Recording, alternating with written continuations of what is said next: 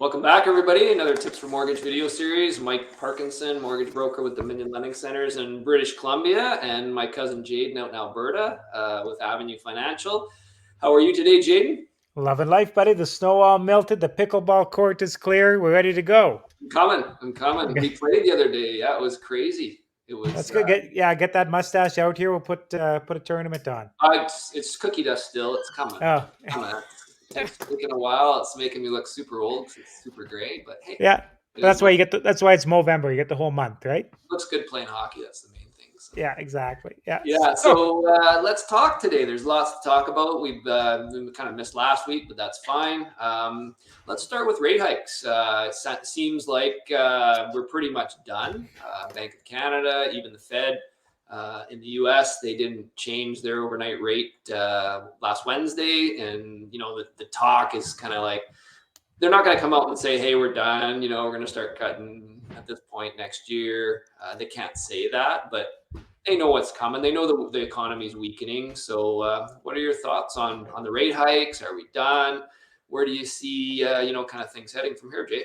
Yeah, absolutely, we're done. In my opinion, absolutely, we're done. Like everybody keeps, there's always that threat hanging over, and we could be wrong. There could be one more, but I think we're absolutely done. Historically, in the United States, when they've had these sharp increases quickly, whenever they've had two rate increases or two rate decisions in a row to stay static, Yep. four decisions later, they're dropping rates. Yep. Right. So that puts us in the spring of 2024, which I think you and I have been talking about quite a bit. We think that's kind of where things are headed.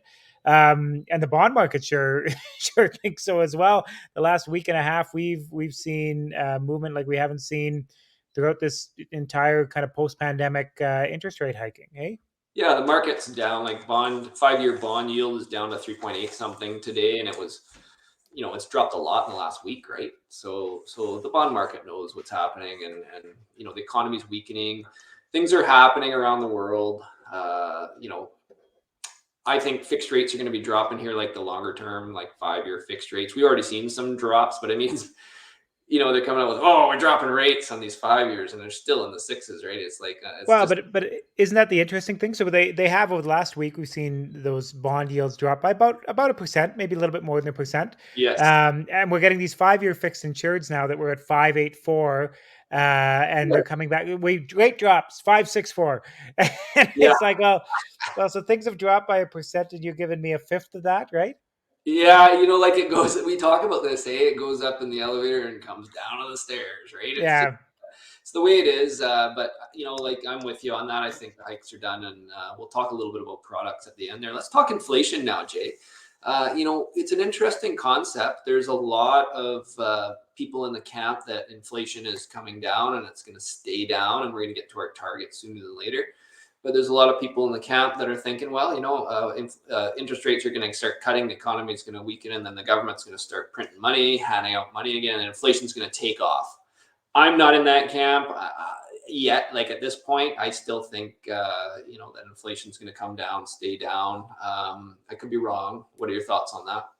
Well, no, I think we're probably past peak inflation. I don't think we're heading in a northern direction anymore. But there's a couple things that are really hurting the fight against inflation, and we talk about this probably on a weekly basis. But um, corporations are having profit margins in ways that they haven't in the 10 years ago. Their profit margins have grown considerably, and a lot of them have actually doubled year over year in Yeah. terms of what their margins are, specifically in the grocery industry. And the interesting thing about that is they're able to get away with it. It's not something where they would be the government isn't mandating prices or legislating prices there, but they're sure starting to put pressure on them, right? And so one of the reasons that the grocery chains have been able to get away with that is that Canadians, Americans, North Americans in general have this idea that we've all heard of it again and again and again: supply chain disruptions. Right? We don't. Right. Well, that's long gone now, but Long there's gone. still this idea in the background that there's something else causing the prices to rise, and it's not corporate greed. Well, it's absolutely corporate greed. They're no dummies. They know that the government has been pouring money into our economy, and what they want is for that money to flow from the government through us straight to them, and they're taking total advantage of that. And as long as the government keeps putting money into the economy, I think they're going to continue to have that. There's going to be a breaking point at some point, and I think we're starting to see it now. Consumers are slowing down. Retailers are already, kind of making a bit of noise about this is likely going to be a far slower Christmas than they've had over the last decade. A lot of depressed spending this year. So those kinds of things are starting to happen, which leads me to believe that inflation is probably going to start happening too. Because when that happens, when people actually start voting with their dollars and saying, I'm not buying the high end, I'm not buying meat at the grocery store anymore. I'm buying, hot dogs instead of steak. Yeah. That's when pricing starts to head back down to get it to that equilibrium where, grocers are making good money, but we're not spending like crazy.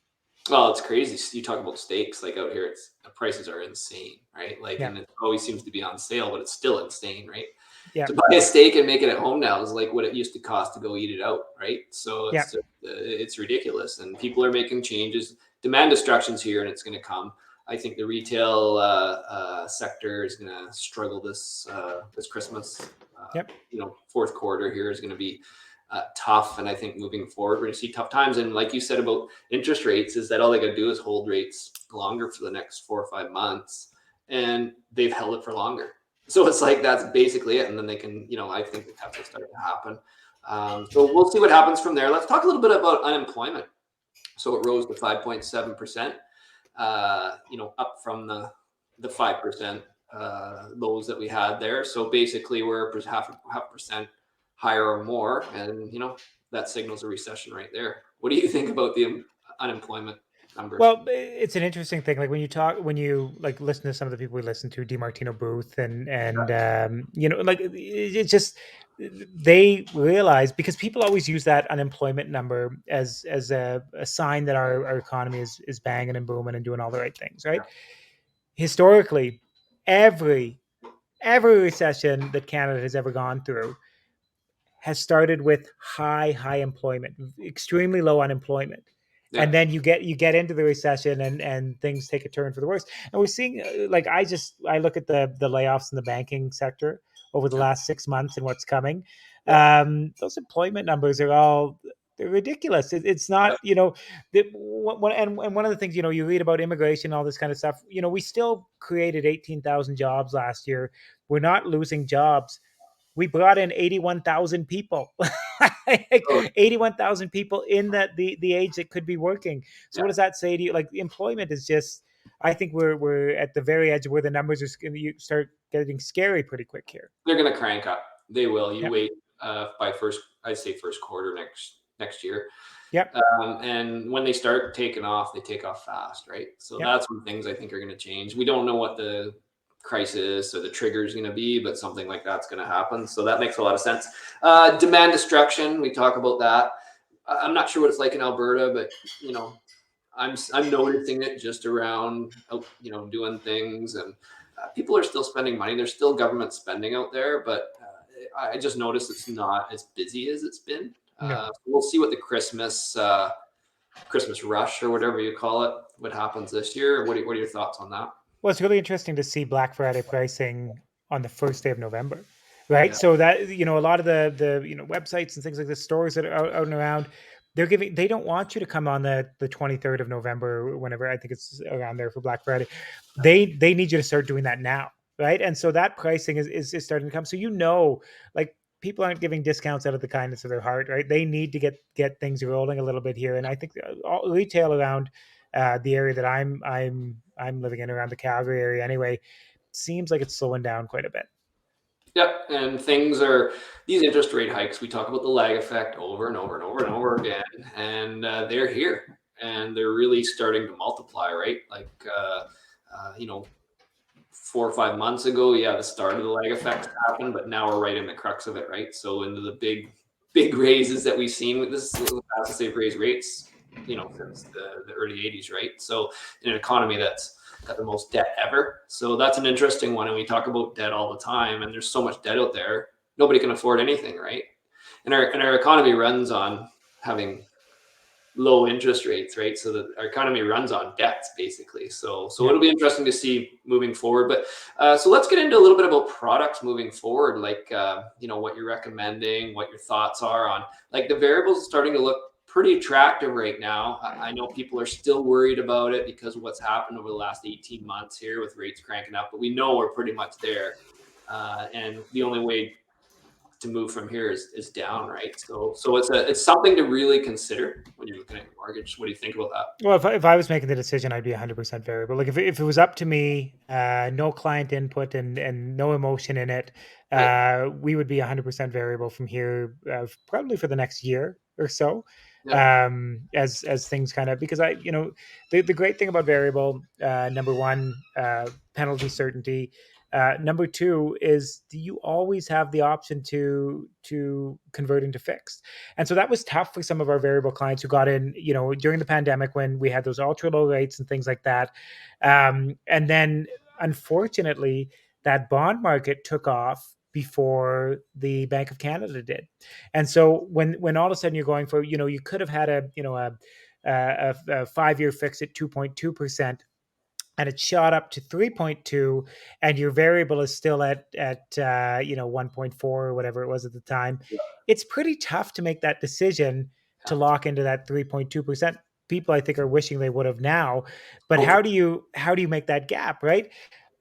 The other direction, you're going to have a lot more opportunity, right? As things go down, you can choose if you're comfortable at a 3.5% interest rate. That's where you want to get at. You can lock in there at any time and be okay, right? Like you could be, and who cares if it goes down to 2.5%, because 3.5% was your target, right? So strongly 100% variable right now for any. Obviously, happy to do whatever my clients direct me to do, but I just think variable is the way to go. Yeah, and there's more to the interest rate. You got to talk about product, what your plans, future financial plans are, and when you go to lock in down the road, people are going to be like, "Oh my God, the rates were in the 6%. Now they're in the 3%. I've learned my lesson. This is still Yeah. cheap money." So whatever, if they drop lower, I'm totally fine with that. So just a conversation to have with your broker. And so if you have any questions about rates or products, or you want a second opinion, give myself a call out here in BC, or give touch base with Jaden out in Alberta. We're happy to chat with you guys and come up with a plan that works for you. So we'll hopefully have another video later this week or early next week. And yeah, we look forward to chatting with you then. Okay. Talk to Thanks, you later, guys. Jay. See Yeah. ya. See you, buddy.